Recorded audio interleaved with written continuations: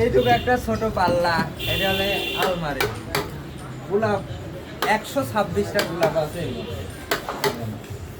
ছোট ছোট গোলাপ কেবল করলে করলে পারে মানে এইভাবে চারটে লাইনে 500, 126টা কাজটা এটা দেওয়ার মতো। রং করলে পরে ইনশাল্লাহ খুব সুন্দর লাগবে। আলমারির পাল্লা রেন্টি কাঠের ফার্নিচার গুলো রঙে ফুটে ভালো। কাজটা দেখাও।